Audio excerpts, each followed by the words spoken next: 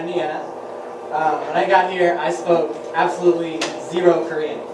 So I knew nothing about Korea as well, so that shows my decision-making process. My Korean hasn't gotten much better. I can get around easily enough. I can order food. I can go shopping. I can ask where things are. My teaching experience has changed, however. Similar to my Korean language skills, I started out with not much teaching experience because that's what they advertise, bachelor's degree in anything and you're good to go. But I had no idea what I was getting myself into. I knew that I'd make good money. I knew that I'd have a free place to stay, so it sounded pretty good to me at the time. My teaching experience wasn't very vast when I came here, but that's not the case now 10 months later. My time here at April has taught me a lot of things, but among them there are two that I think I should put particular emphasis on. They are the value of endurance and the value of humor. So first I'll talk about endurance. When I started my first term here, I was so nervous because I had never been in charge of anybody before, and now they wanted me to be in charge of 5 to 12 young minds for 45 minutes at a time. I can remember the very first day when I got home to go to sleep, I was so stressed out. I could still hear, "Teacher!" like ringing in my ear. And he would not leave. I was like, I'm going to hear that voice for the next 364 days, and I'm going to be so tired. But it was nice because it showed they were so eager and so excited and so enthusiastic to learn from someone they'd never met before from a different perspective.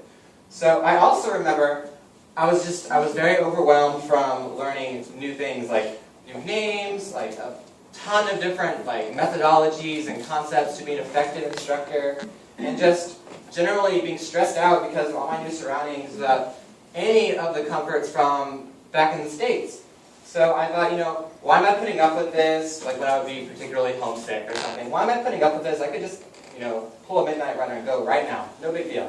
And the answer I realized is that in sticking it out, I have learned how to make the best out of what can seem like a bad situation at the time. Endurance is really important for that kind of thing. Equally as important as endurance is humor. I've come to accept that it's an essential skill for working with children, especially young ones in April. I've always considered myself a bit of a perfectionist, and everything should be just so, and if it's not, then it will be. But when I got here, that illusion was shattered pretty fast because we work with children.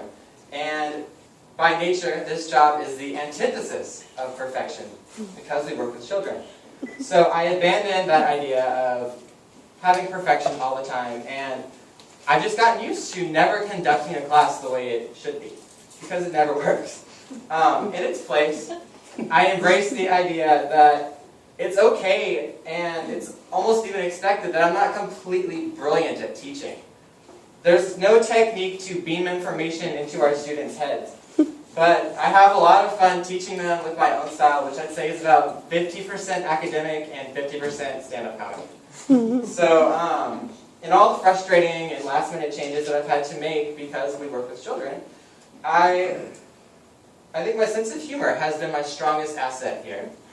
So, to wrap this up, I think my experiences are probably not unique. They're not going to be applicable to everybody in this room, but I hope you can see the value in the two things. So, thanks.